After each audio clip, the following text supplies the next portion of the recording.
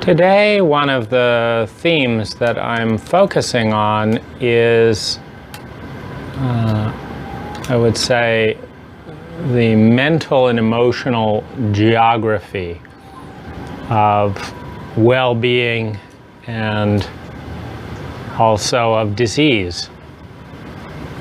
And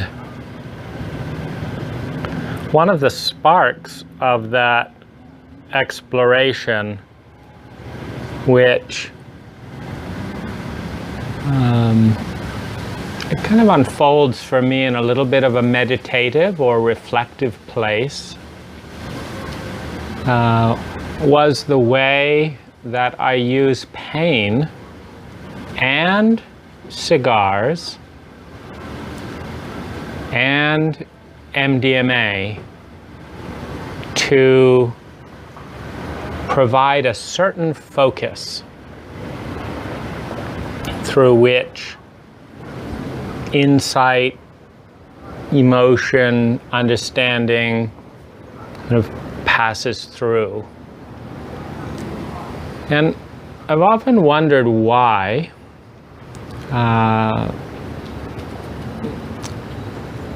someone would be drawn to a toxic substance, because cigars, and although I don't swallow, I enjoy spitting.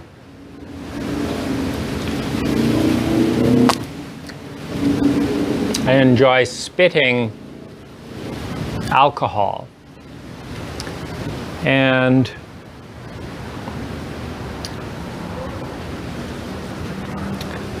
what I'm looking at today is how I use these rituals and spaces, which tie in also with, for example, I've been working a lot with this crystal. And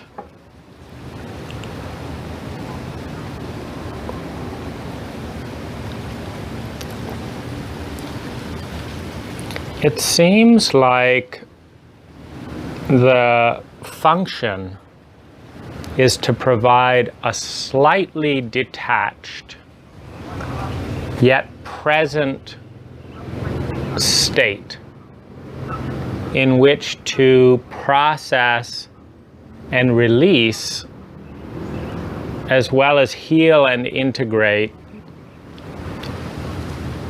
certain truths, beautiful truths, and also painful distortions on that truth, like the frequency of truth and then a painful distortion of that frequency, to reconcile and integrate.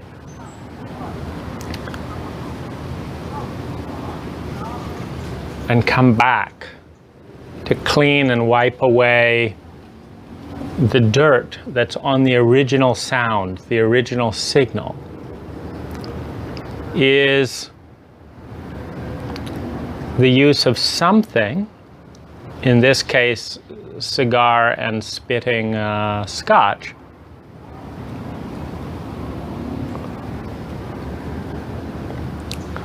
to hold the attention but not be consumed. It's like there's this hovering state that's just a couple of feet away from the body and yet is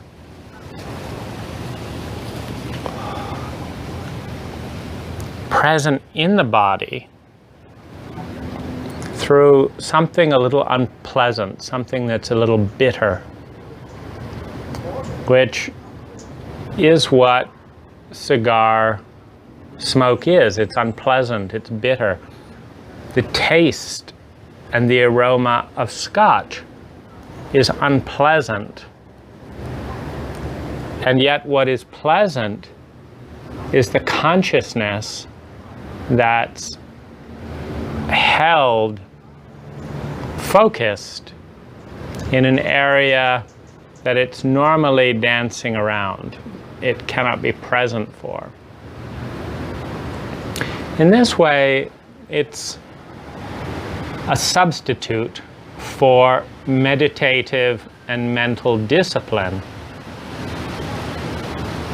And it's a practice of meditative and mental discipline. It's on that continuum between chicken and egg, environment and individual. It creates an environment that is conducive to the thought, that makes it almost effortless for attention and thought to be present. And I think that's a part, and a positive part, of our rituals of addiction.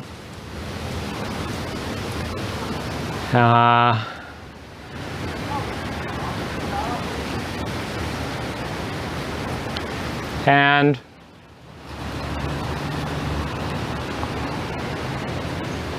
I'm learning about this because I've never been drunk or wanted to be drunk. I don't even like the way I feel when I swallow alcohol. But the ritual is served with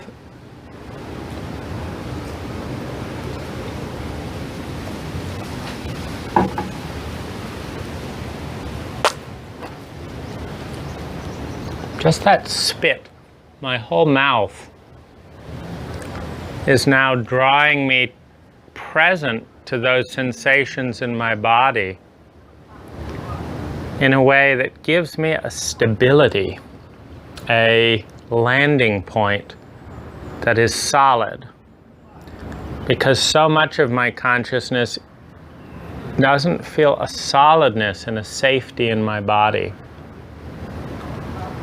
There's so much anticipation of shock and grief and trauma in my body that on some level I will do almost anything to avoid being present to the body, to my body. And so this is a way of gently inviting my consciousness back in through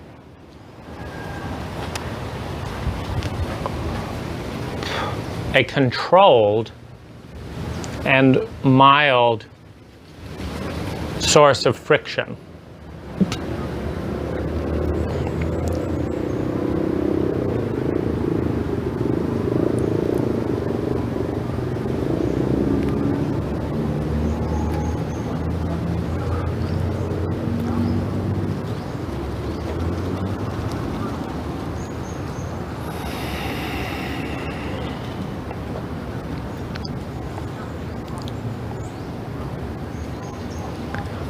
And I'm coming into this place because I want to explore terrain that feels delicate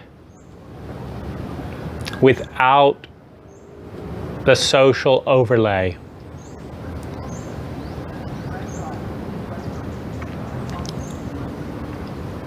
And I just want to talk about some of the music, some of the tapestry of light, the tapestry of energy that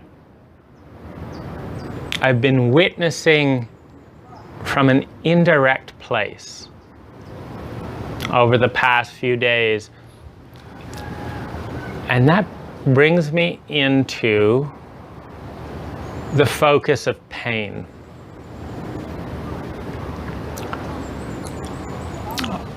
I've had a herpes outbreak. That's the most painful herpes outbreak that I've ever had. And so it's traditionally been a couple of 2 little spots that show up for between 2 days and 10 days. And I just avoid touching those spots. And I don't have sex in that time. And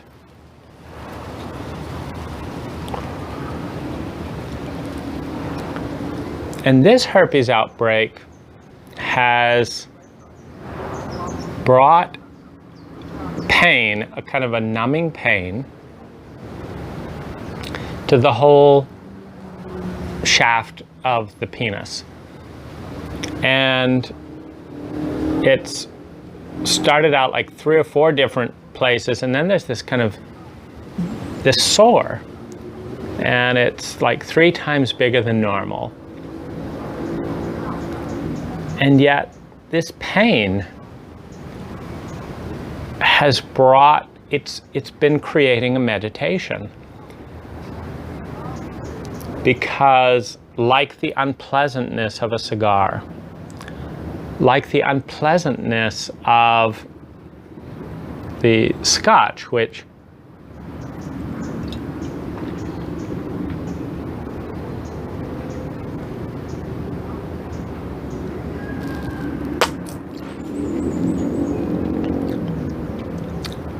it's been there as a constant draw of awareness.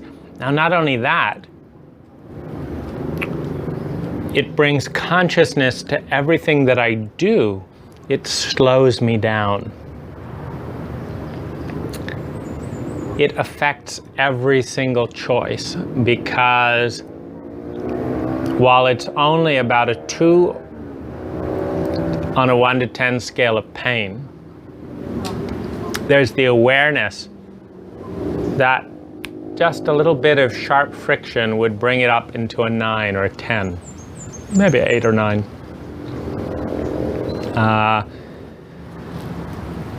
And so I want to avoid that. So I'm present.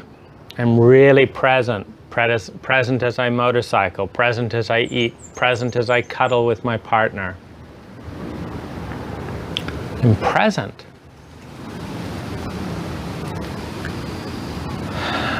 I'm present in a way that overrides the overwhelming desire to dissociate, to not be present in my body when the grief, when the pain, when the loneliness, when the overwhelming boundarylessness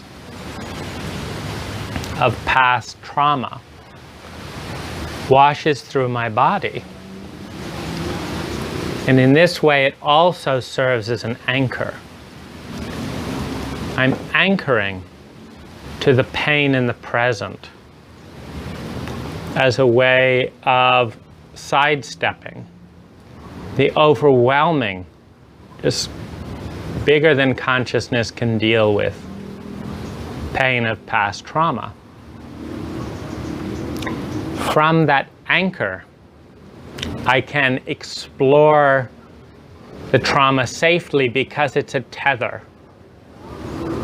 Pain is a tether, and I don't get lost. I don't become boundless in my awareness of panic and suffering. And so I find that interesting. I find it interesting. I'm curious to learn and know how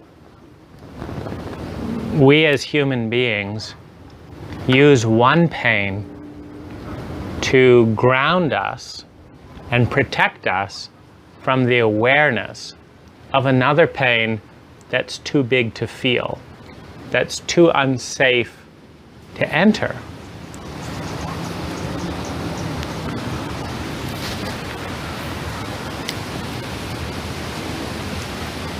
So this is one of the arenas of geography, is anchoring, presence, and tethering.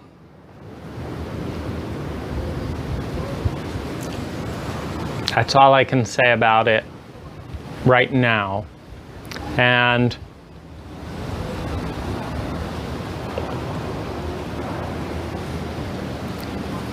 I have done MDMA several times, and in the studies in the book Acid Test and others, it seems like the function of MDMA for therapeutic use, which is my interest, is that it creates a sense of self through opening the heart that allows one from that anchor to love and our sense of self to go into and explore who we really are and what's in the way of that. And as part of that exploration, our picture mind, our artistic mind, can serve as a reflective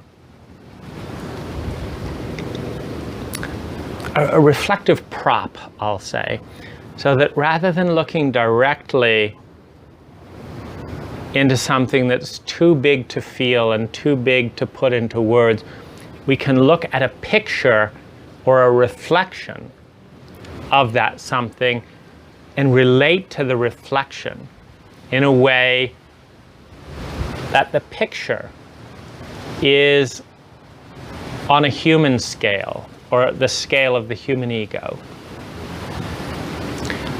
And it kind of reminds me of what we do with religion, because by definition, God, Goddess, all that is way, way, way bigger than our mental constructs. If you imagine a pattern, a presence, a consciousness that is by definition bigger than the multiverse, bigger than physicality and not physicality, and you overlay that with scientific set theory, which says you cannot fully understand a set until you're outside of it, then it's hubris to even begin to think that one could grasp what one cannot grasp until one's outside of it. And so in this sense,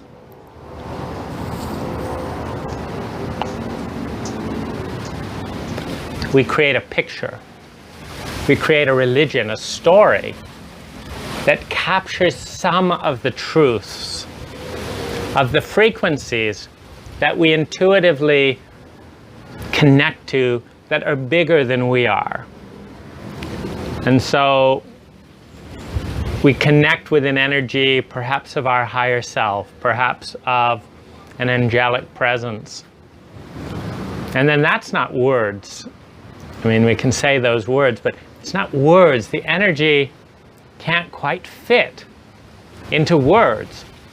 So we use our picture mind to create a story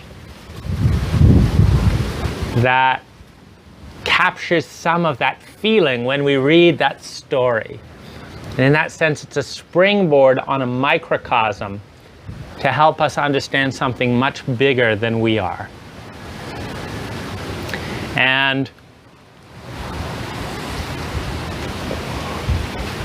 we have this very limited spectrum of consciousness that cannot hold more than about 7 things in it in a given moment. So we also have words and paradigms and ideas that we try and capture some of this truth, some of this energy into.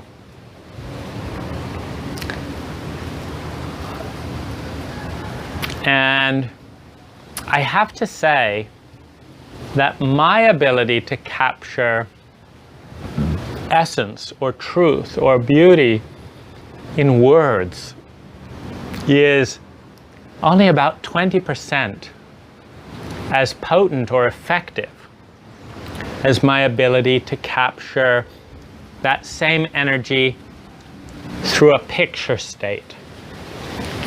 And because words and pictures collude or collide, meaning, if you have a very clear picture, it breaks down into words. One can break it down. One can say, what's the color in the picture? And the brain will answer that. It'll say it's gold, pink, purple, white, and gray. And then the brain will go further. It will add cultural overlays. It will say gray. Oh, that doesn't sound good. Why? Well, we all know gray skies, they're not as good as, colorful skies, or that's dull. So we start to bring our limited cultural framework onto a picture. Once we break the picture down into words, the color is these colors, the patterns are these patterns. There's a woman's face. As soon as you say that, you start overlaying like, well, let's look at it through a psychological lens. Is that my mother? Is that this? We start to play with all that we know about those words. We say control, or we say love, and then we say love is good, and control, oh, there's probably some. So we start playing with it, with our mind, through the cultural lenses through which we learned language. And yet,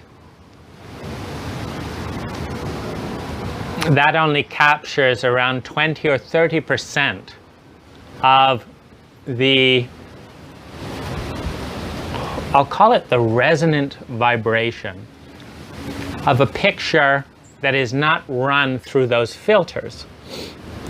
Because as soon as we run a picture through those filters, it's downgraded, I would say, to the level of sophistication that our culture gives us to experience and understand those representative patterns. This is really exciting terrain because for me, the terror and the uncertainty and the unknown of trauma, seen through my lizard brain, because this is one of the other dimensions that is important to talk about. So we have these frontal lobe brains, which are the newest, and they're kind of the future brain. They're the part that's going out into the future in creating the future based on often referencing the past. So we've got this part of the brain when we're imagining and dreaming. We've got the normal emotions of the present, the emotional, how I feel in the present, and the thoughts that I'm making up about the present, which are generating the feelings, which are generating the thoughts, because our brain hates a vacuum. It's so uncomfortable about the unknown of the unknown that when we don't know what we don't know, that's not good enough for the brain. That's too big. So we try and reduce what we don't know first to what we know we don't know. And then we try and fill in the gap of what we know we don't know with what we know, and we try and project it out. And so if we've got a sadness, and say, I have no idea why I'm feeling this sadness, just so much grief. This brain, combined with the lizard brain that says we could be in jeopardy, our survival could be in jeopardy if there's an unknown that we don't know, that's creating sadness. So this brain gets to work and says, let's see, the hotel staff looked at me a little bit funny. I wonder if it's that. People are always looking at me as if funny. Of course I'm sad. People are looking at me as if I'm funny. And then this part, the brain tries to cohese our thoughts and our feelings into a narrative based on what we know and reduce the experience down to what we know. And I experienced this around timeless emotion that I've had since being born, with the reality of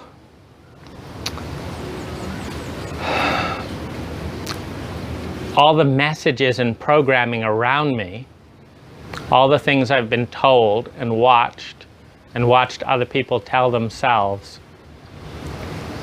And for a long time, I used that data to create a narrative about why I was in pain, why I felt pain. And it served a certain amount of purpose. A little bit like a scientific theory where we develop this theory and it serves a certain kind of purpose for maybe 50, maybe 100 years, maybe 200, 300 years.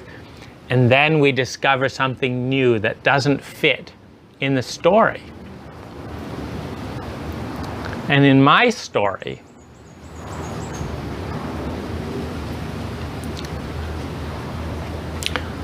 what happened in many ways is lifting my reality,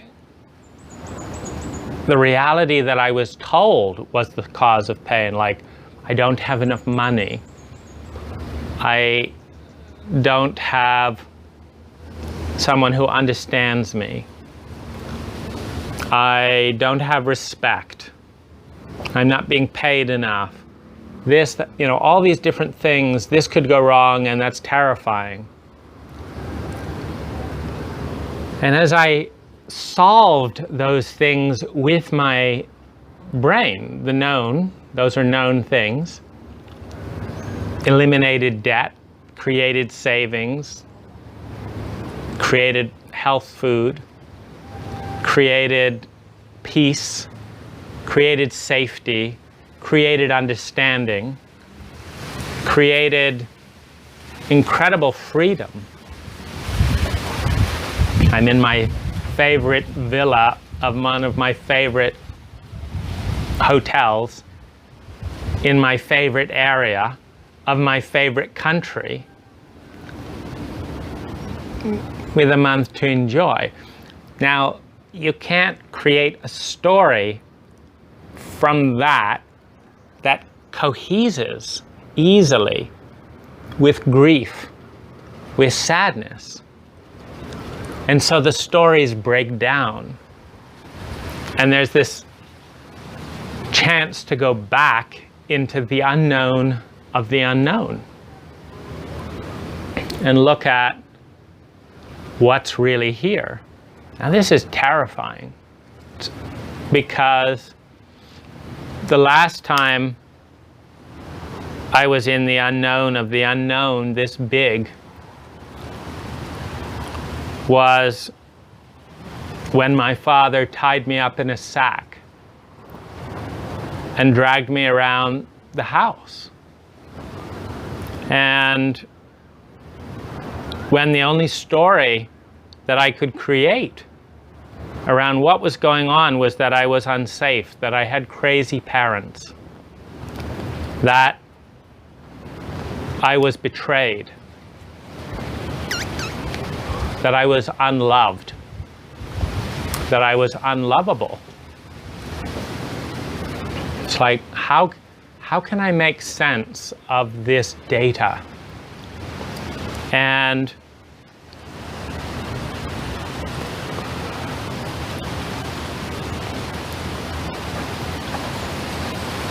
this was a miserable, miserable story. There's so much misery in this story. And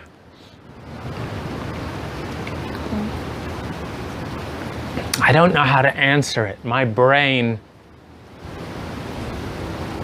is not fully and was not fully equipped, wasn't prepared to bring the self that is me, to bring the truth. I won't even take it into words, but to bring something there.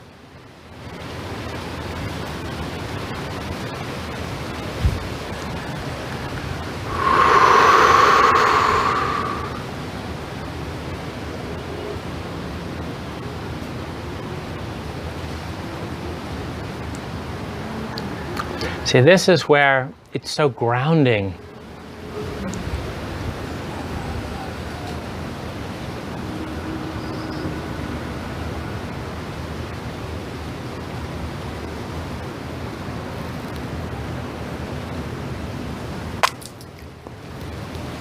It's so grounding to, I need some more.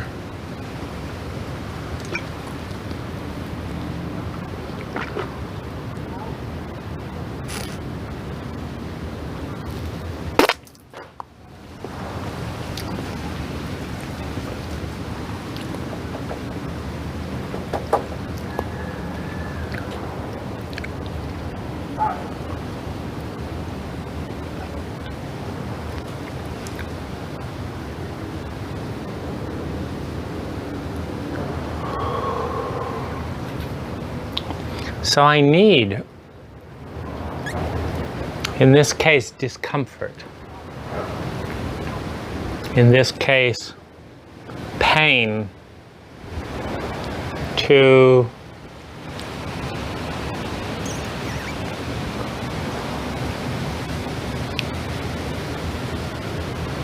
give me a resting point, a plateau, as I'm climbing this mountain of understanding and knowledge.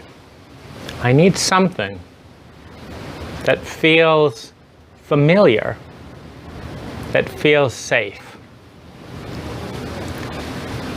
And controlled pain provides that, because, and I say because, I'm going to create some stories, because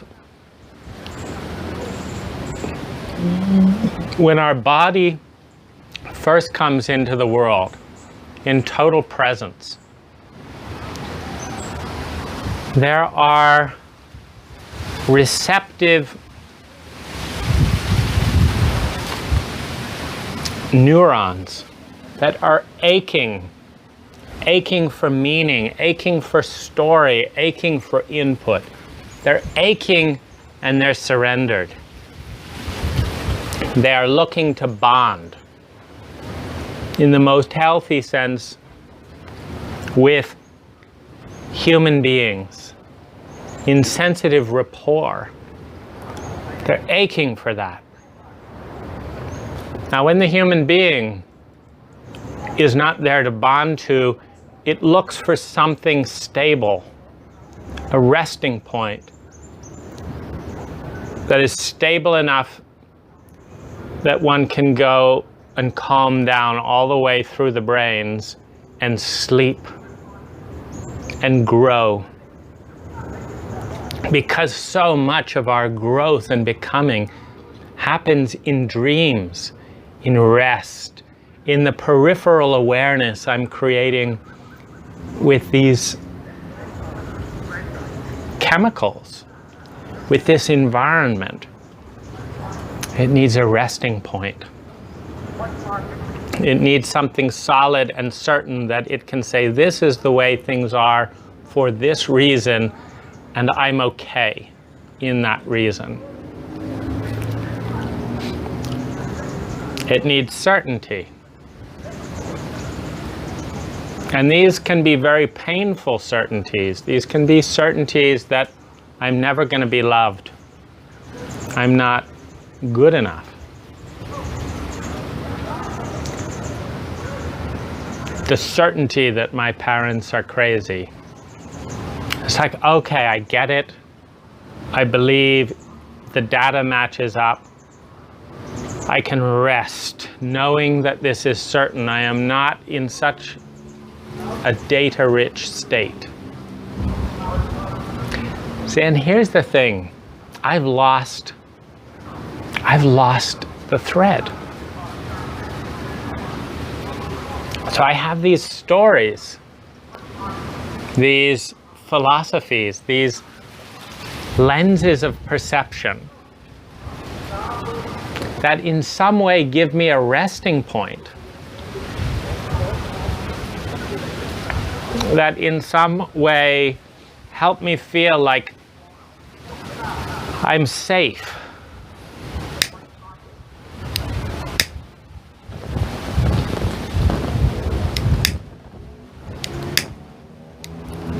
But it doesn't mean that they're true.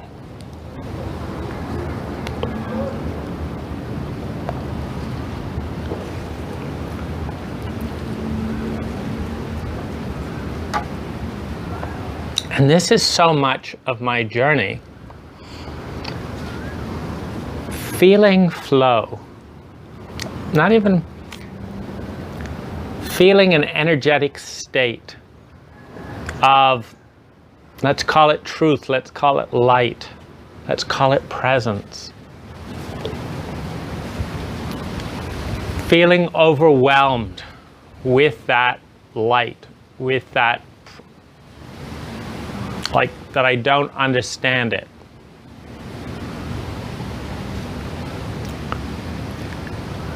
Feeling unsafe, not understanding, not knowing what I don't know. I don't feel comfortable.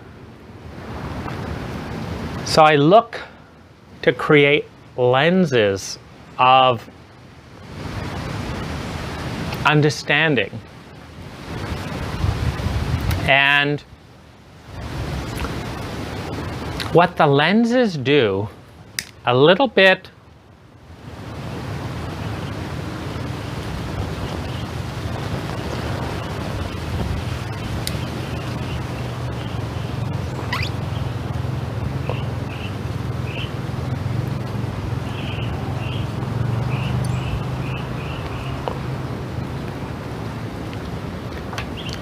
like this cigar, a little bit like this scotch.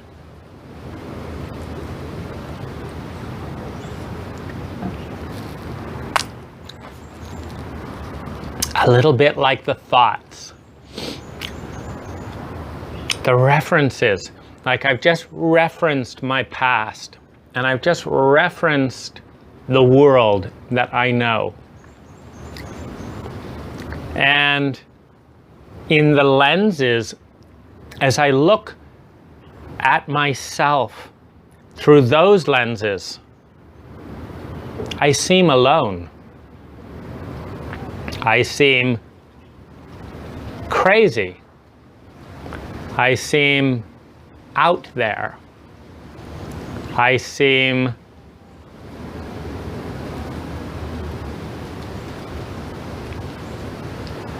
mostly alone. Like there's 1,000 different reasons and 1,000 different stories that I've watched 1,000 different people tell themselves to avoid being present with me in this terrain.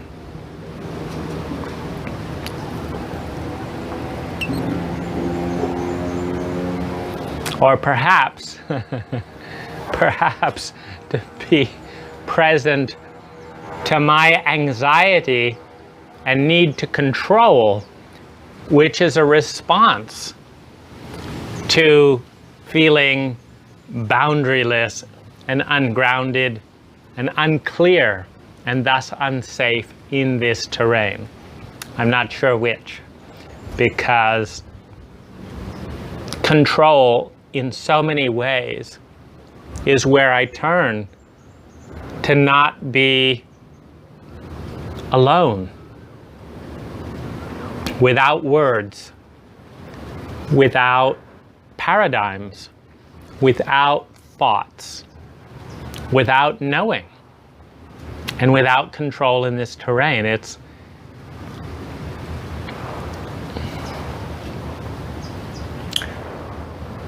some people have profound experiences in rape and in trauma of all kinds, where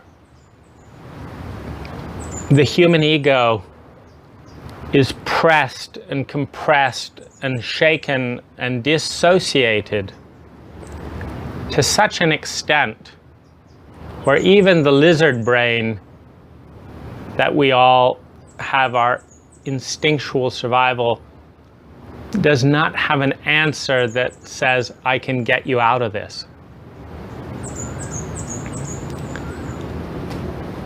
And when we are unprepared for that experience, when an infant is raped, when we experience intense violence, when we experience a dissociated energy that is not attuned to who we are and where we're at, coming at us at a force that we cannot integrate and process and stay present, we dissociate. In the extreme, we die. In the non-extreme, parts of us shut down, parts of us disconnect, parts of us block out. We try and narrow our consciousness in some way to a dose of energy that we feel capable of understanding and processing. Now, if we can process 30 units of energy and we get a 3,000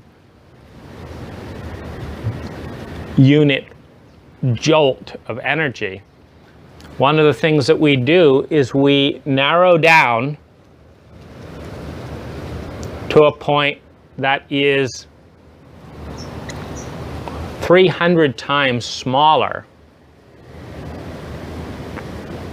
than the full spectrum of our perception, and then we focus on that 30 unit watt energy that we can process.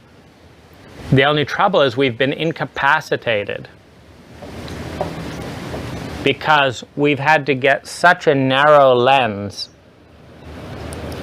in the face of such intense, unregulated, and unattuned energy that we are no longer fully functional in our reality, where we need to have a wide lens. We need to be able to zoom out into this wide lens and see everything in our periphery, emotionally, mentally, physically, and then sometimes to focus in. We need to go back and forth between these two lenses.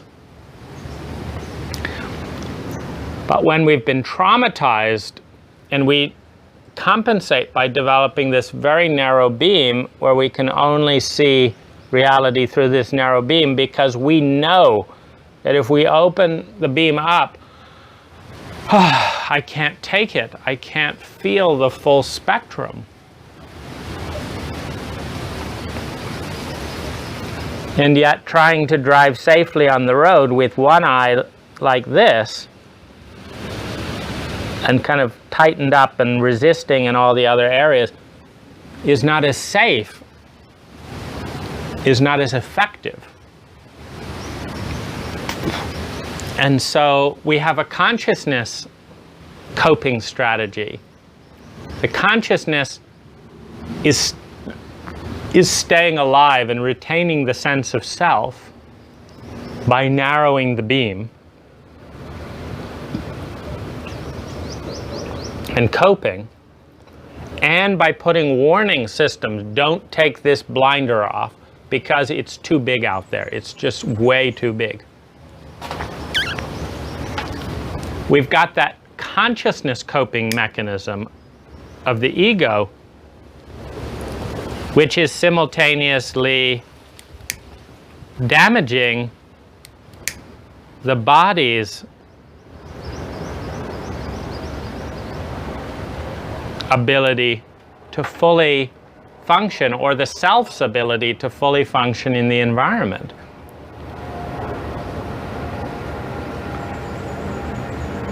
It's one of the greatest tragedies of trauma, of being hit with an unregulated energy. It's very much like learning to swim. When we're a good swimmer and we're prepared, we can actually swim safely in many intense ocean environments.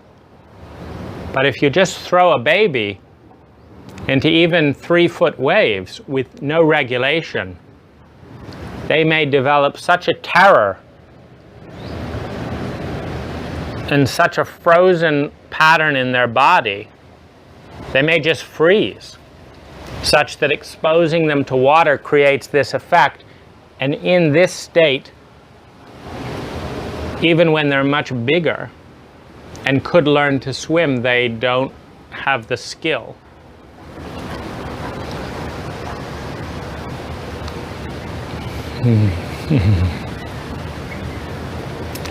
It's very safe for me to follow these analogies. Like, I have all kinds of journeys to stabilize and make real these different points, these different insights. And yet, it takes me out of this state, which is the safest state of all, because in this state, without words, without concepts, I am closer to myself and in more congruity with certain states that I recognize as being core authentic states than I am going on those word journeys. And so in a certain sense, I'm using two toxins, two sources of physical friction that are familiar, to substitute for the words that are not toxic, but are so engrossing, so consuming, so narrow in their focus that I cannot perceive the state that I'm using the words to try and explain. So there's this dance, because so much of our consciousness is held in place with words.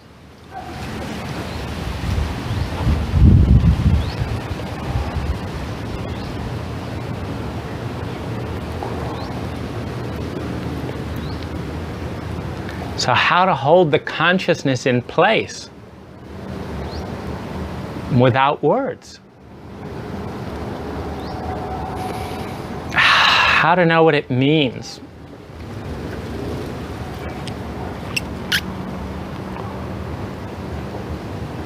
And I think this is hard for trauma survivors, because my word brain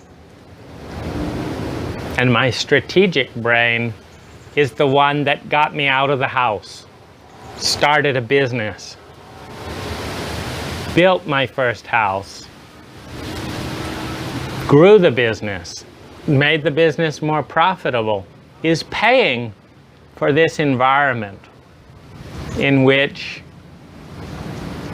I can have this experience of lifting up through decades of knotted concepts and fears and controls, and experience a state that has nothing to do with any of that. It's independent. Is bigger than that.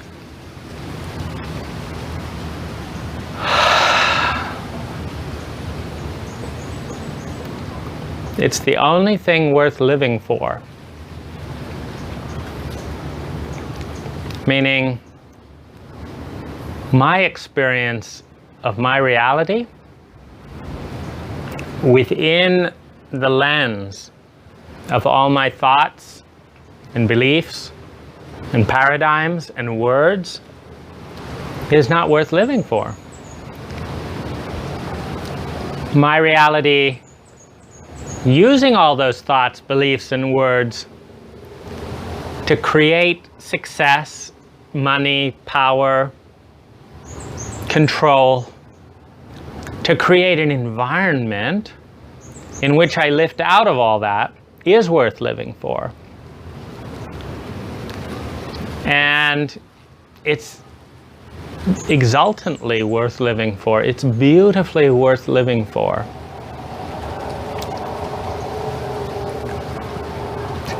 But I don't know how I got here. I can just talk about the rituals.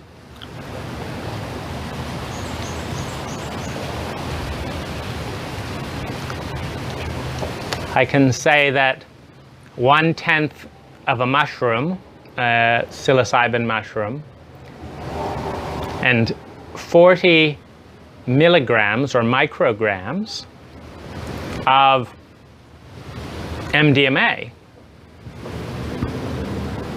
can create a physical environment at times, at least a few times when I've explored that lead into this state. And I can say, backed up by some of my words, because if you follow power and freedom and imagination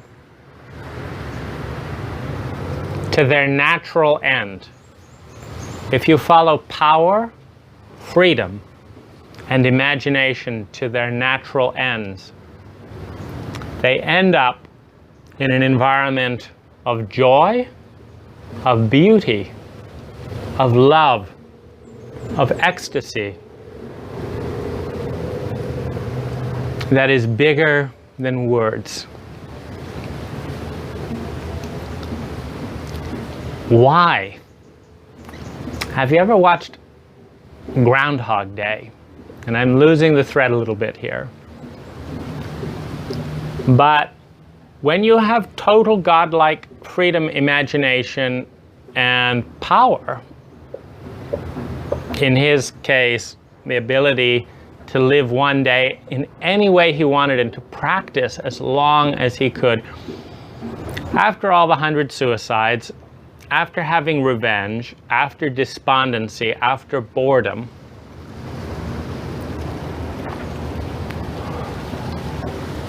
the ultimate challenge, how to create love, how to create gratitude, how to create beauty. Why? Because it's fun. There's no other reason. It's more fun. It's more beautiful. It's more fun.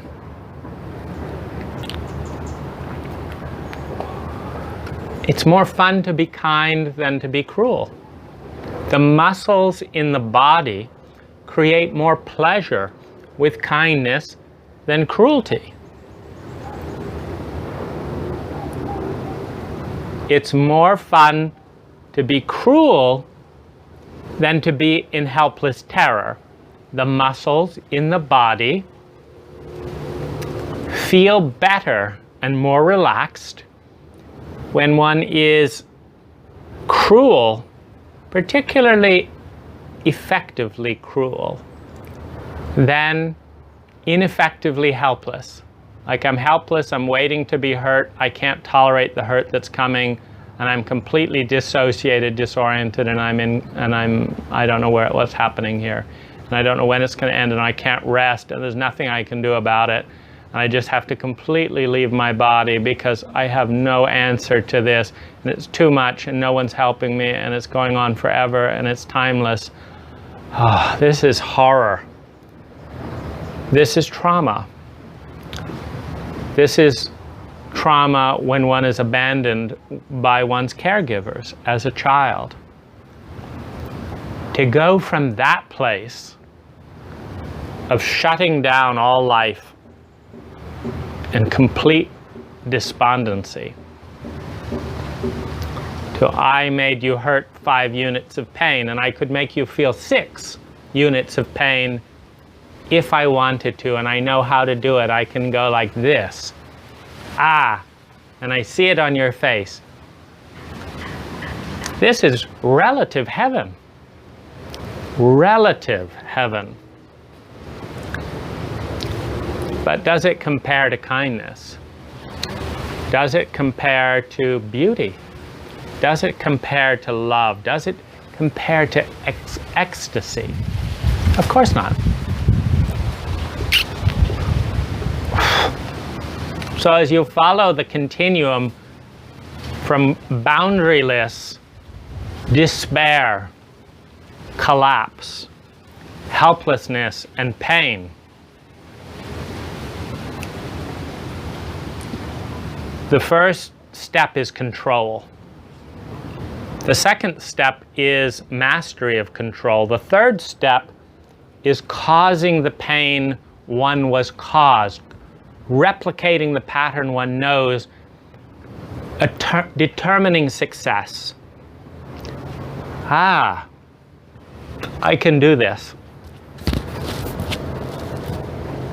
I watched myself do this with my younger siblings, where I repeated the abuse my parents did to me instinctively. At 5 years old, one of my first memories, I'm learning how to make my sister cry.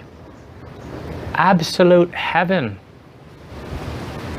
Compared to being terrified and shut down in a sack, in despair that is so heavy that the chemicals in my body are all getting the message, just die, shut down, end it, don't be here. And to go from, I'm here and I can do this. Ecstasy, relatively speaking. And yet miserable, not a life worth living. As it moves through that, how to cause pain, how to cause suffering to oneself, to others. Many people who have intense trauma will torture themselves. And they will, particularly women who have the more internalized pattern, where they internalize and focus the treatment that they were given to themselves, will cut themselves, will twist like this and like that and burn themselves and drop candle wax and they're like, they're going through that evolutionary stage from helplessness and despair and a heaviness that is so big they can't move, with no hope and no help. to, I can do this, I can hurt something, and I feel good. I feel powerful rather than powerless. You continue that evolutionary curve from self-mutilization with mastery to torture with mastery. And you go up the cycle, and eventually everyone ends up in the same place. The mastery, the beauty, the wordless ecstasy of bringing essence, of bringing ourselves into the world, bringing love, bringing beauty, bringing power, bringing gifts, awakening gratitude.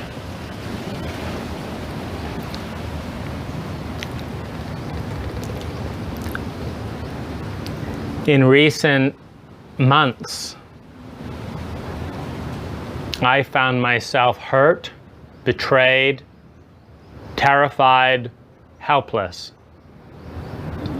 regressed, not sure I would survive, all alone, helpless, not getting the support, being abandoned by friends, by community,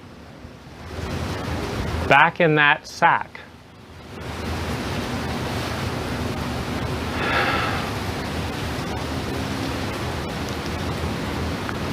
And I wanted to die, and my body was shutting down, and I was getting so sick from immuno issues, I might have died in another month. And I found my way slowly up into anger, and into revenge, and into hate, and into control. And you motherfucking bastards, you're not going to get away from this. They had broken the law. They were violating ethics. My brain went into hyper, and I was going to drag them down. I was going to hurt them. And I reached a point of control and mastery where I could sue them if I wanted. I could hurt them if I wanted. I could kill them if I wanted.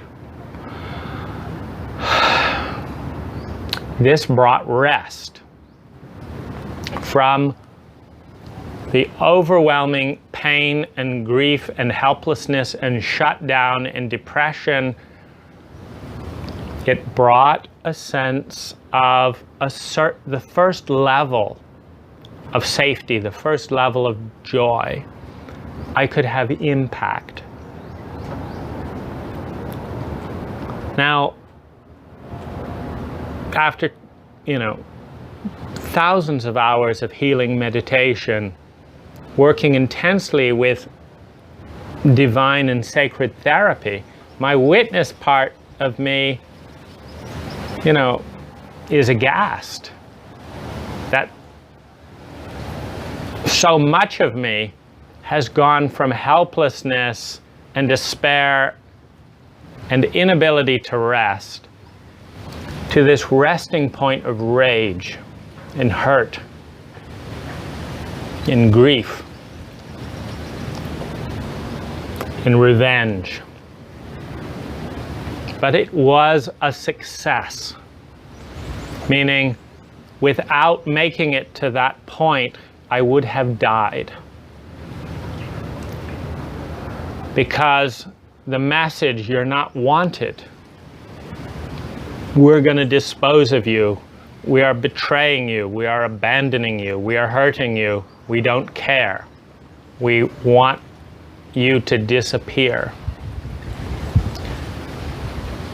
That message coming through the mirror neurons, having trusted and loved so deeply, which is that state when we come into the world, was so intense every baby wants to do what their parents want, is fully surrendered and open. They want to take it all in unconditionally. And this is why so many children become ashamed, delinquent, small. They're getting this message: you are this way, be this way, I don't want you, disappear. It's such an intense experience when one is so vulnerable and open.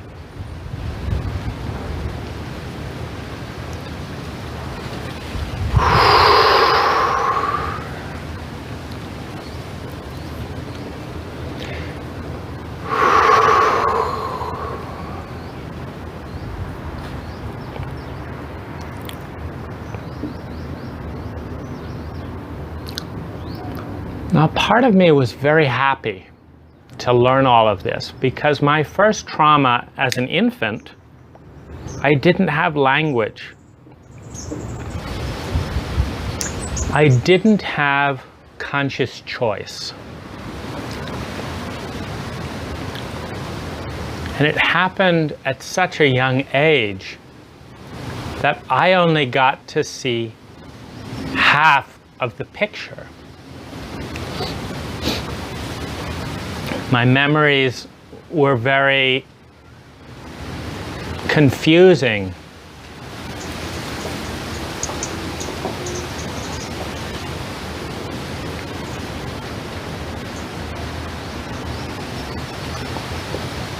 As I went through this process. And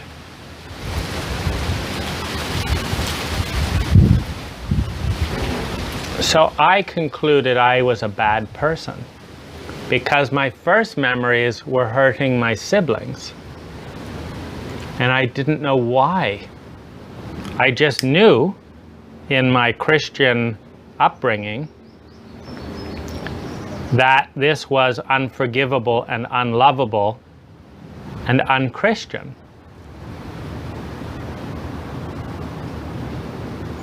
But I didn't know how the brain works. I didn't understand the spectrum. I didn't understand how any infant who has experienced overwhelming terror and collapse, and particularly let in on some level that this was maliciously and intentionally done, which was the biggest hurt, the biggest betrayal, the biggest abandonment, that this was maliciously and intentionally done.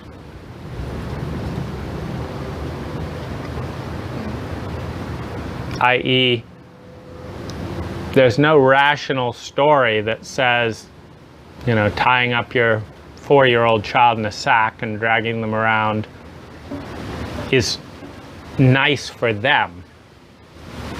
There may be a story that says, I'm having a little fun, this is harmless. But there's no story that says, this is for their benefit, this is for their protection, this is for their well-being.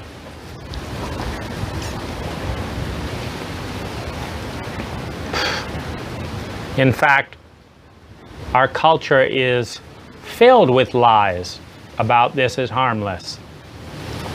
It's harmless to beat your child. It's harmless to whip your child. It's harmless to rage at your child. It's harmless to verbally demean and humiliate your child. It's harmless to publicly humiliate them. I see it all the time. Older brothers torturing, humiliating, you know, ripping the clothes off of their younger siblings just so they feel shame, and then laughing at them, or hitting them, or lying and getting them in trouble, or threatening them, if you tell mom and dad this, I'm going to kill you. In abusive environments, i.e. where there's been a lot of pain, this just goes down from one generation to the next.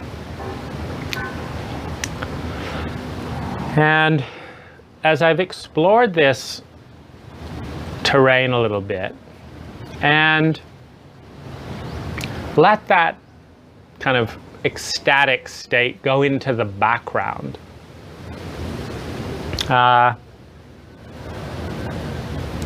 and with the caveat that words are an illusion, that they're at best a well-constructed filter to focus consciousness to see something that is consistent.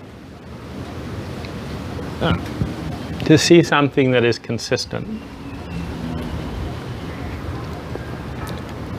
That seems to make sense. That seems to have the pleasure of congruity. Because this is another thing that is very fundamental to our sense of safety, is the sense of congruity. All my life, my parents saw me as a troublemaker, as naughty, as hyper, as this. And I would remember in my teens and before, I would be in one state, and it's this state that I'm talking about, and I wouldn't exist. Meaning that Dane was not real and was actually upsetting on some level to my parents. It was upsetting to my teachers. And I would, as my body taking the toll of giving my consciousness this gift of toxins,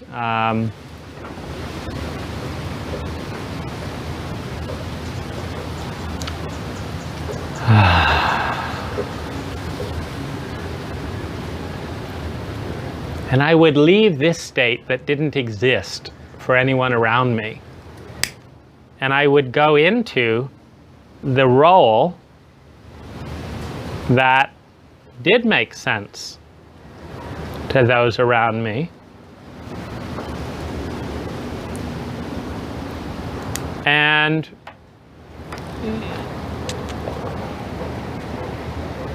they would be comfortable. They would relax. They would feel comforted that I was familiar in the way that they understood and saw. And the amount of attention I would get, including warm attention, would go up by like 2.5 or 250% by making that shift and agreeing to play the role.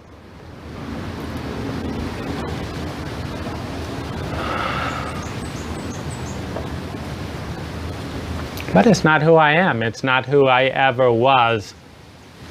It's the way the environment can draw out what it expects and needs to see to feel safe, that its story about how the world works is consistent with reality. Because people's biggest fear is not pain, is not discomfort. It's facing the terror of the unknown when their story about how the world works and why starts to fall apart because it doesn't match the data. And people will do almost any kind of deception and sabotage and betrayal to dissociate or induce a reality that is consistent with their story of how reality works. And my father was a master at this induction, meaning he'd never fully grown out, or part of him never fully grew out of that torturing to have the pleasure of control. And so he, for 50 years, he learned everyone's buttons. And he would use that information to cause just enough excruciating pain as was necessary to induce hate towards him. Rage, helplessness, hate, frustration. And as a result, no one could be near him for very long without wanting to hurt him, which he would then turn around and complain about and play the victim around. Like, everyone's trying to hurt me, nobody likes me. And yet, this was heaven for him, because it took him out of complete helplessness. And so, after I left home, and in meditation, once I saw his spirit, like who he is, a magnificent being, truly magnificent being, I kept at arm's length, because from a great distance, he couldn't hurt me. When he wasn't hurting me, I could feel joy and delight in who he was, his being. And I could also connect with his deep love for me, his deep love. And I could also connect, given how smart he is and how he's died recently. Thankfully, he couldn't get out of that, and so it's sheer peace for him to die and move on. But such sadness for him to see the hurt that he was causing and be unable and unwilling to stop it, because his alternative was to go into this place in which he was present to all of his childhood wounds, and it was too big for him to deal with. And he did not trust human beings or anyone, having been hurt that deeply, to be safe. And so on that level, he also had the satisfaction of revenge.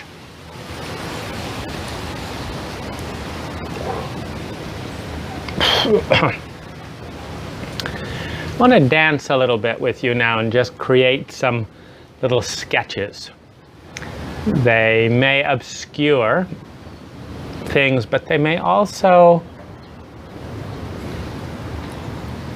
in that obscuring, provide a winding corridor into the dark places of hell that so many of us reside in. Parts of who we are. In other words, parts of who we are reside in these very dark, convoluted hells. And no one ever joins us there. And they're in these catch-22 boxes, and there's no way out. So, with that in mind, a little obscuring, but also in that obscuring, the way to find parts of ourselves and those we love who have been lost in a prison with the key locked away, how to find them, how to find ourselves.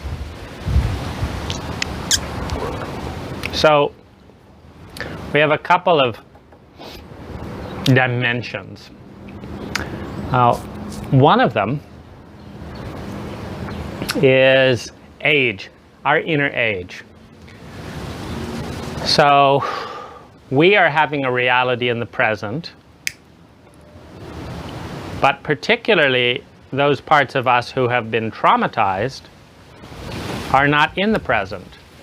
They are in the reality, a timeless horror and reality in which they were and are still traumatized because a part of their brain has shut down and they haven't grown, or they've dissociated and they haven't come back to the self to realize the reality has gone forward. We need to know where the age is, because it's at that age that we can bring back that part of the self. It's not in the present time. How do we find it?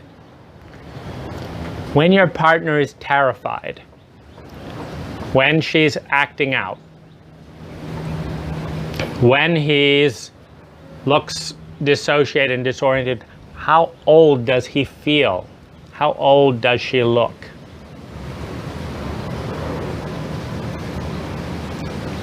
Bring consciousness to it. How old do you feel right now? Your inner age. Your emotions. Do you feel 1? Do you feel 2? You kind of seem like you're 3 or 4 years old right now.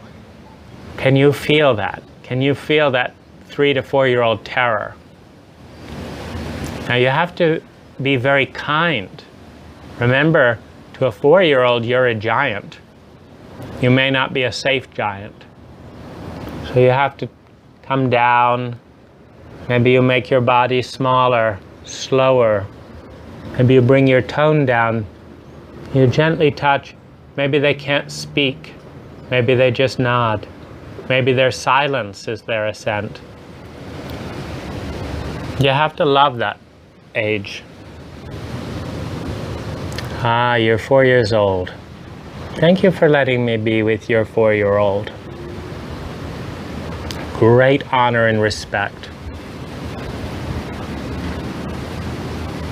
There's a dimension of age. All the way from the past, all the way into the future. There's a dimension of age. And parts of us exist at every age. And some of those parts are in absolute horror.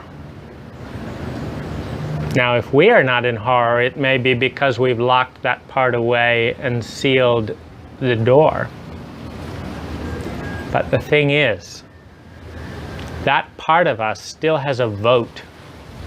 It still exists. It's still affecting our reality. And it does not deserve to be locked away any longer. There's the dimension of age. There's the dimension of personas within an age. There's the full circle of feelings. So, 4 years old, there may be moments of joy, moments of trust. There might be areas of intense rage and bitterness. The rage and bitterness that is helping that 4-year-old get out of collapse and hold on to something. Revenge in the future, whatever it is, to hold on. Helping them to hold on, to stay afloat, keep their head above water in all this misery. And for some of us, that's how we got through. We felt despondent, we felt despair, we felt overwhelmed, we felt helpless, we felt terrified, we felt lonely, we felt pain.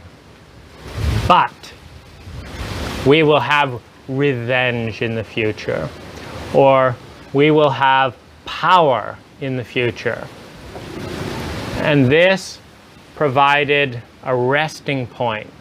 Like, I can't do anything now, I'm helpless now, but I'm not going to give up, because someday I can do something about this.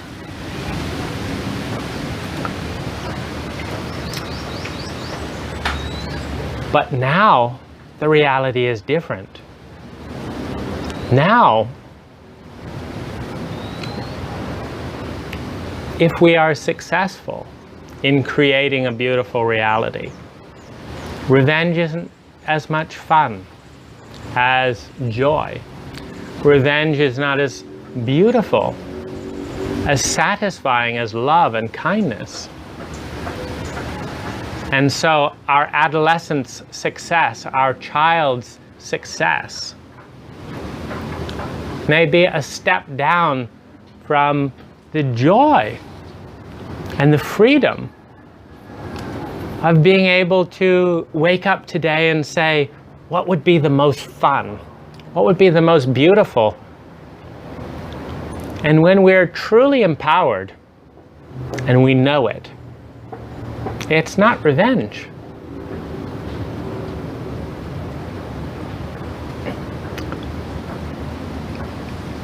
It's just not as much fun. It's not that it isn't more fun to have revenge than to collapse and die. It's just that it's not as much fun to have revenge and to work hard at a good revenge than to feel the beauty and the love and the joy of our success and our life and what we want to do with it. It's not as much fun to be greedy as it is to be generous. Even if it's way more fun to hoard things than it is to be in constant terror of having nothing and being humiliated. And this leads me to this next little vignette of environment.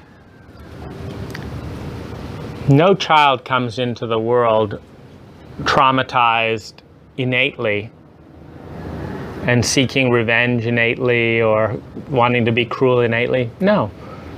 They come in as a celebration of life.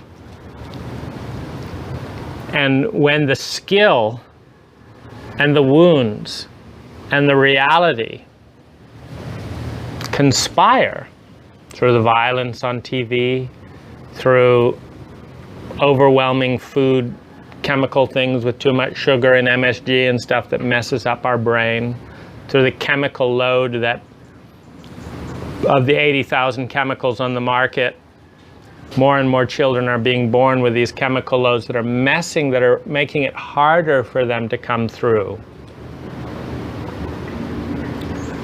And every violence to a child is an abandonment, a loneliness, a pain, a grief, a sadness. And every time that sadness and grief is humiliated rather than honored and repaired and loved, it adds a new level of numbness.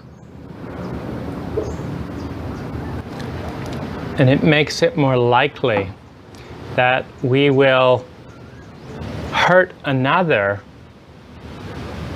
in order to feel something that we can't feel in ourselves, particularly when we hurt someone else who isn't yet numb. Because we are a social and bonding species, and when we will not or lack the skill and ability to bond in joy and in pleasure and in well-being, we will bond in pain and suffering, because that's what we know. Pain is also the most efficient way to connect. And one of the reasons that I think that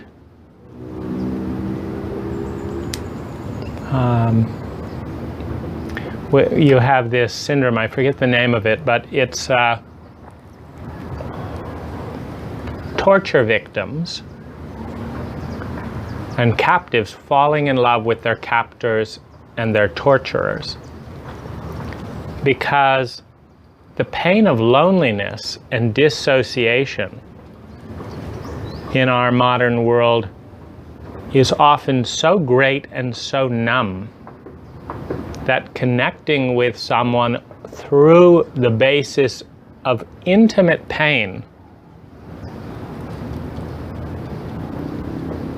can be healing relative to numb dissociation. Again, don't get hung up in the words too much.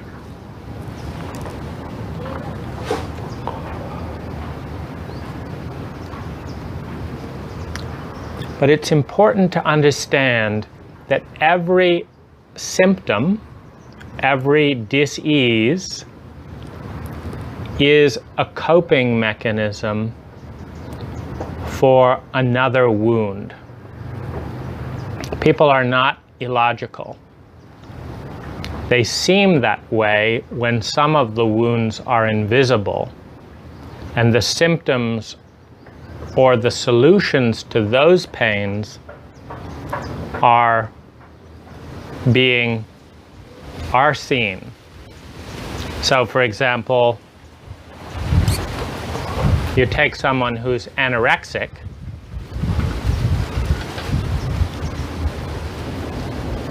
because they feel unlovable, desperate, unloved, and unacceptable, or some other deep inner message they've received through the culture and through their environment. And they decide to solve that by not eating or by throwing things up or whatever it is.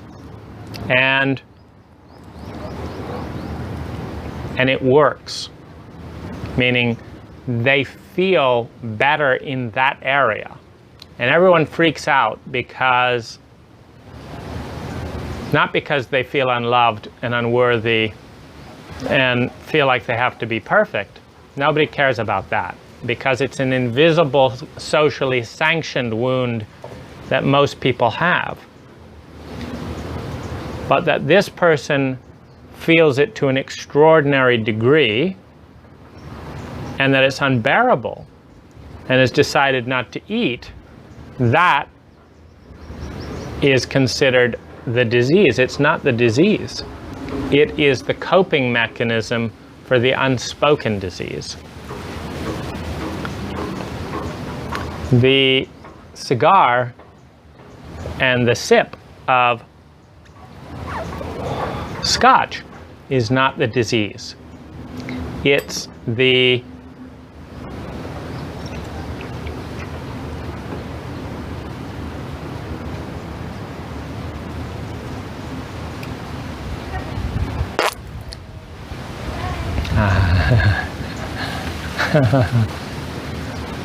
it's the solution to having so much terror that I need something solid. It can be something very hot, something very tingly, something very cold. So I am a consumer of extreme flavors. If they don't make my body feel good long term, because I'm treating consciousness, I'm not treating the body, I will spit it out. But like, I will have 2 whole limes in a glass of sparkling water with ice. So the sparkling water tingles, the water is cold, and it's incredibly sour. So I get the same thing, the same benefit. It's just I've already had my soda with lime today, which I drank because I knew it was healthy for my body and I would feel better afterwards. It would also hydrate me. So it's treating consciousness and dehydration. This would dehydrate me if I drank it and not feel good, but it's waking me up and it's new. So it's how to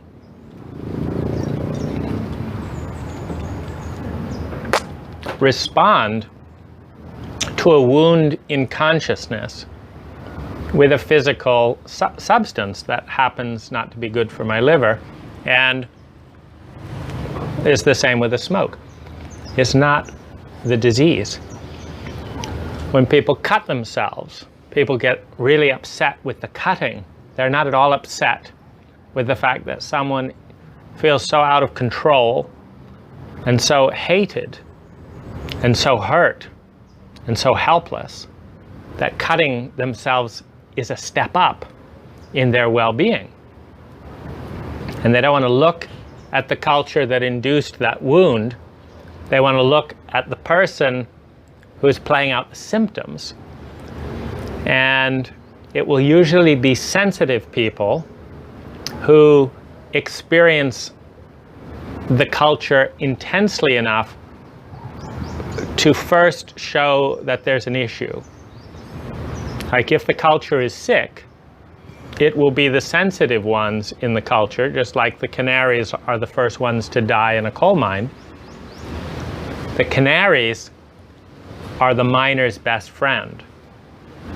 Their sacrifice for the good of the miners is that they are more sensitive than the miners by about 30%. So if a canary dies, a miner has a 30% buffer before they die.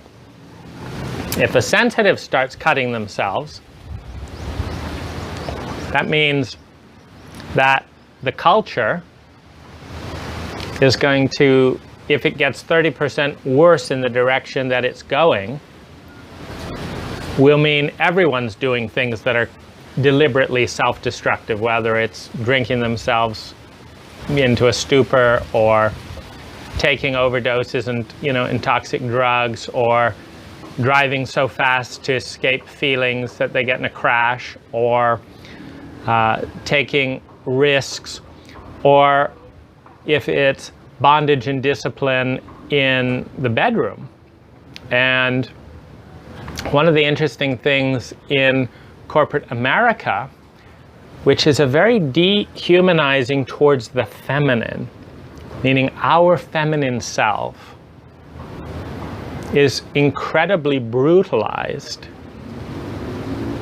by many practices in the executive offices of corporate America. And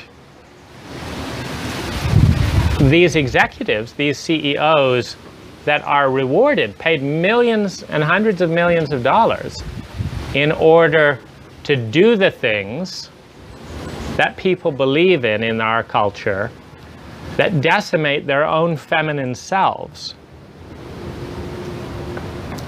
They feel this numbness in half of who they are. And they want to experience relationship with their feminine self that's so numb through their lifestyle. And so powerful men in corporate America are the single biggest user of high-paid dominatrix services where a woman is paid to cause physical harm to his body. Not sex, not love, not pleasure. Is paid to abuse his body, his feminine self. And there's a way that he feels better on a consciousness level that the abuse towards the feminine that he is a part of is externalized. And there's a way that some of the hurt and guilt and stuff lifts off when it comes back from a woman towards him.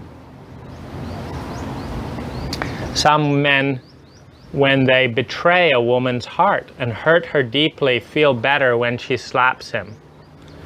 They feel like, okay, I hurt you, you've hurt me, we can move on now. If you don't hurt me, I feel like a schmuck. I can't live with myself. But if you hurt me the way I hurt you, now we've both in this together. And the intimacy that is the core part of our humanity is restored as we become more and more dissociated from our emotions.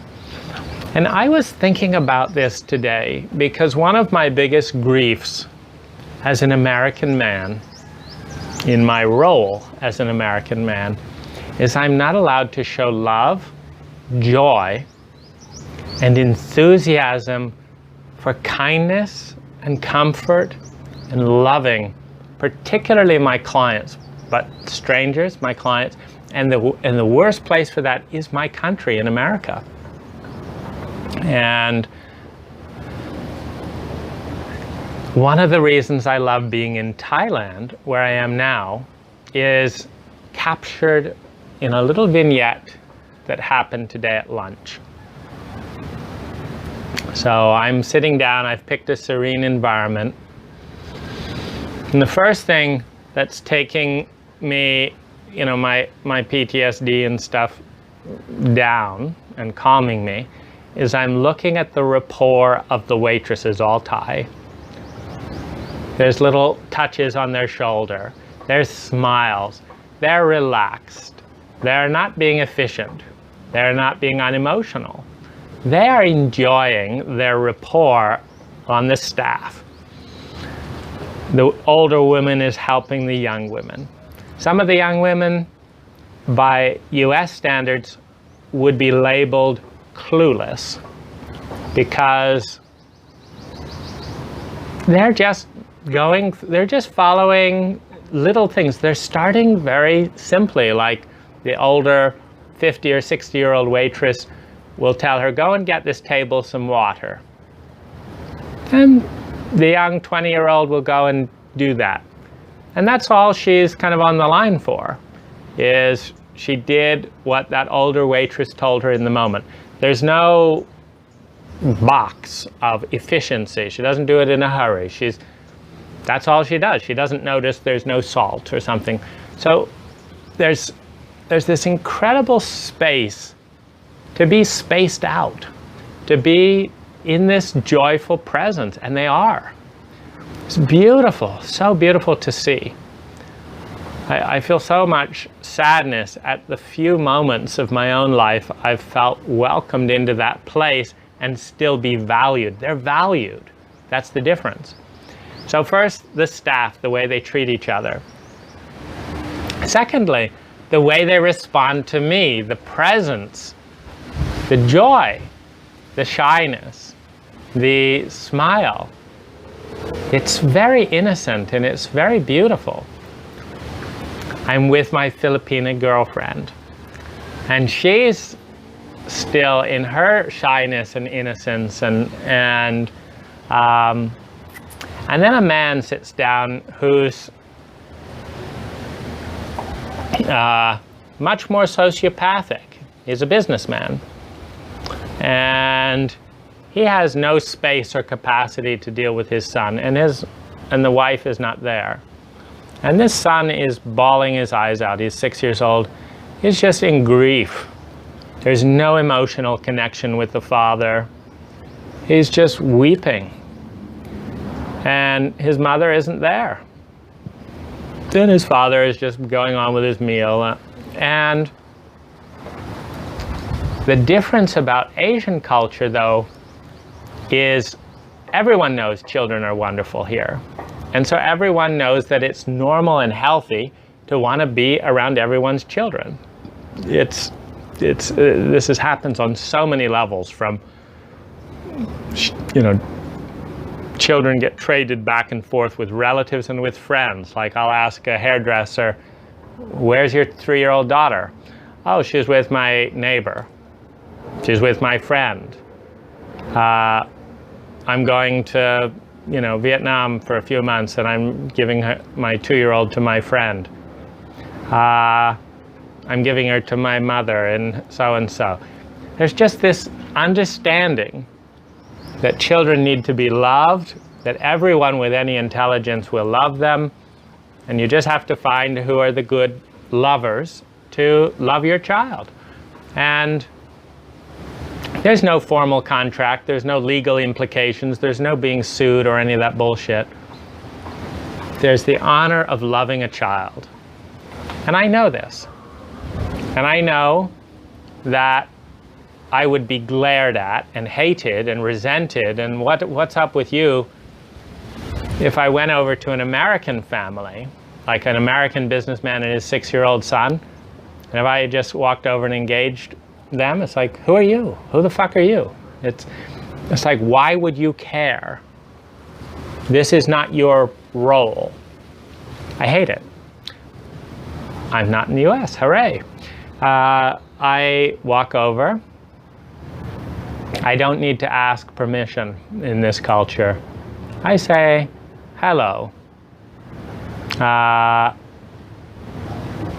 There's a big language barrier. The father can pretty much speak English, the son can't.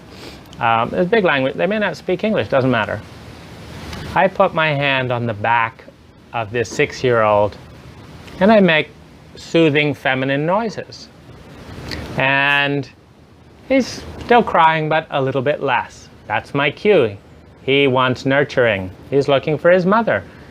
He has not been taught that other men are dangerous and horrible and all that. And I ask the father his name. He tells me. He's leaning over on the father's leg, which puts me in close proximity with the father. I'm just stroking this little boy. And my heart is singing. There's nothing I care about more in that restaurant than this little boy. I don't care who it is. I'm sorry for his heartbreak. And I love him. I want to bring safety and bring him back up into this reality where there's a beautiful day. I just gently stroke his back very, very slowly. I ask a few questions. And I talk, nice to meet you, welcome. The father, being a modern Asian, has some mild, like, whatever. But the honor for the child and the understanding that this is sacred is deep in the culture. The respect for ladyboys, feminine men, deep in the cultures. There's nowhere in the world where I know of where a man can head off to Bangkok from a province, decide he wants to be a woman, just start behaving effeminately and dressing like a woman, and return to his family. There's no discussion around it. There's curiosity. The women love the ladyboys. The ladyboys love the... It's just beautiful. This is welcome. And after a little bit, the child stops crying, and he gets up, and I enjoy his smile, and the father can feed him. And I'm happy. And the people around me are looking approvingly. Aha, here's a Farang foreigner who actually knows something. So the waitresses are more friendly. My girlfriend, a Filipina, is proud of me. Like, good job, you know what's important in life, to love a child. And I can do that. I have the freedom to do that here without being slammed with hostility, with hate, with competitiveness. Who the fuck are you? I can raise my own child. Get away from me, you pervert. This is the fucking crap that I have to deal with constantly in the US, and I hate it. I have no space in most of the culture to be this way without being hurt, demeaned, cut, judged, projected on. It's miserable. And this is the wound. Thousands of interactions of not being able to be myself. Thousands of judgments and projections as I try to be myself. Knowing that I've got 2 to 12 seconds with a typical stranger in my country, and it has to be for a practical reason. Like, if I need a battery or a lighter, sure, I can approach a stranger for that fucking reason. And nothing more. Not for kindness, not for warmth. Not, you seem sad today. Reminds me of my hostess here in my hotel. I've known her for a while. She's going through a depression. And I care about her. I bring her flowers, I tease her, I touch her shoulder, I bring her laughter, I ask if there's anything I can do to help, and I'm serious. If she needs some money, if she needs this, if she needs that, I want to help. It's natural. Hello, clean room, okay? Just be careful, my girlfriend is sleeping.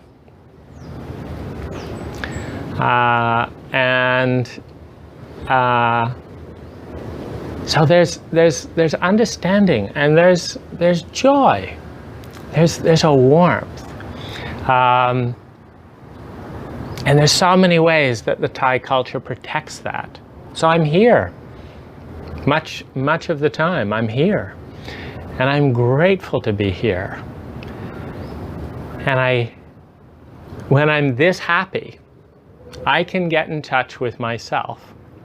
The happiness is coming from knowing that it's safe to be the parts of me I value most, and not be misunderstood, not be judged, not be humiliated, not be hurt, not be abandoned. Being accepted. And this is the healing, this is the gift that lets me become healthy. After so much sadness, so much grief, so much pain, that I need all kinds of coping mechanisms to manage that pain. That pain lifts off. Because I'm not being bombarded by that level of sociopathic, ignorant, abusive projection and this mental overlay, which I've got my mental overlay, which I've talked about, which is, you know, a nightmare to kind of live through and lift up beyond. And yet, here in Thailand, they just laugh when I when I get into my head, because they know it's a joke. You know, it's like, who's this funny guy who thinks his thoughts are important? Let's just pat him on the back and give him a warm hug, and it's his smile that we like, or it's his heart. Oh, you have a good heart. Don't be so silly with all those thoughts. And that's it. That's it. It's so simple. It's so easy. It's so simple. It's so easy.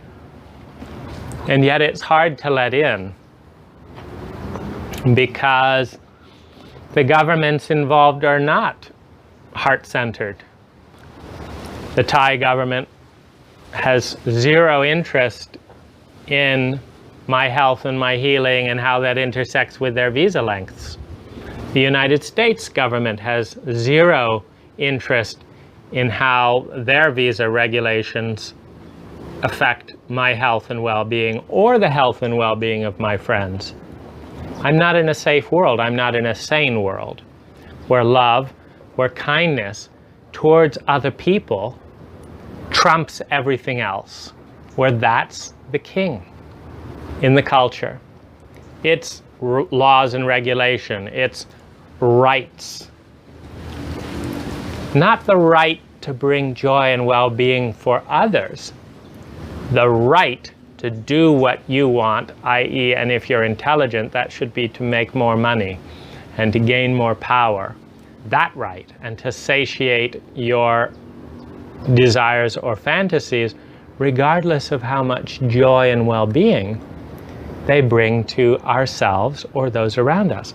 It's not the right to bring joy.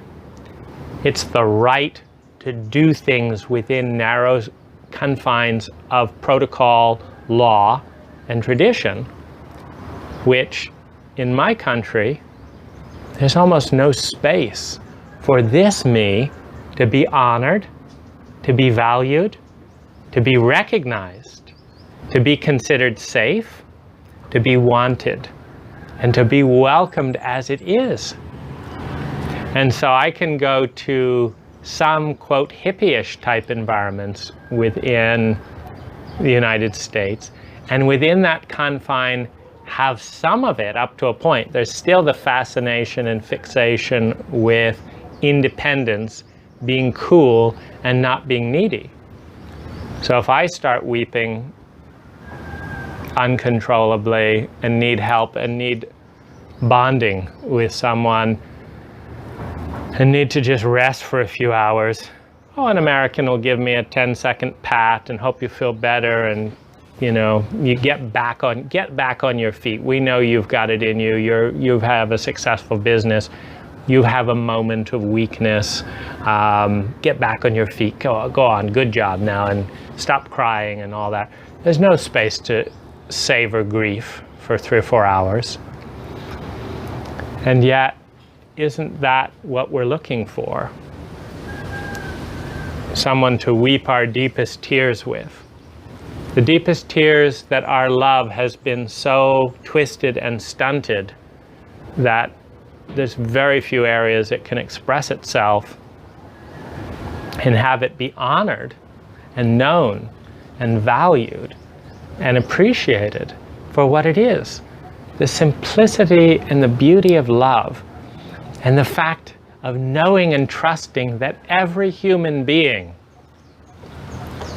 once they've gone through the power to hurt stage, naturally, through the sheer logic of joy, of relaxation, of pleasure, and of congruency with our essence, comes into a state of generosity, kindness, love, where helping another person in pain is the most honorable, natural, and beautiful thing, because then we can both rise up into this place together. And this is the greatest joy, the greatest healing. I met you in your wound, and together we loved each other as best we could, and we rose together. And now I meet you in your spirit, your essence of who you are, and you are beautiful. It's beyond words how beautiful you are. In the essence, through all the jungle of words, through all the jungle of laws and culture, you who you are is beautiful. And it hurts me when I see you in pain, when I see you unable to see your beauty because so much judgments have been thrown at you. It hurts me. It's sad. And it's important. It's important for me to do something about. And this is normal. This is how human beings treat one another when they are healthy. When they're given the space in the environment to live through the lizard brain, through the cultural programming, through the lies and wounds, and back into who we are, there is nothing we rather do. We love to love. We love to celebrate. We love to be kind and generous. And if we have something that can help, we love to give. It's who we are. So this is, I guess, part of the tapestry. And I haven't gotten into all the many twists and turns. I may get to that point at some point where the original intention where my brain thinks that's what's important, but really it's important to share love. It's important to share beauty. It's important to remember who we are, and all these ideas, and just flick them out of the way or use them as stepping stones when we need to, when we're in pain, when we're sick, when we're hurting. Use them as stepping stones to get out to the point where we don't need them anymore, and we can just be present in who we are. This is my greatest hope. It's my greatest longing, and my greatest excitement right now is how to create environments. Like I have my little nook here in my favorite garden villa in Thailand, where I can reach this state in this culture, where nobody's hurt me today, with a beautiful woman who loves cuddling, nuzzling up to me, and who shows me her inner 2-year-old, who just drinks in every ounce of love I can give her. And I just have the joy of watching gratitude, love, devotion, and care come across her face. And I can be a cocoon that supports her in being who she is normally, helping her from going from her trauma to who she is, the greatest honor of my life. An environment where we can do this together. How can we do that? How can we come together with this as the primary goal? Where money and little stuff and thoughts and philosophy and all that, just a little bit of help to create that cocoon. That's the big question. And I'm going to say goodbye with love for now.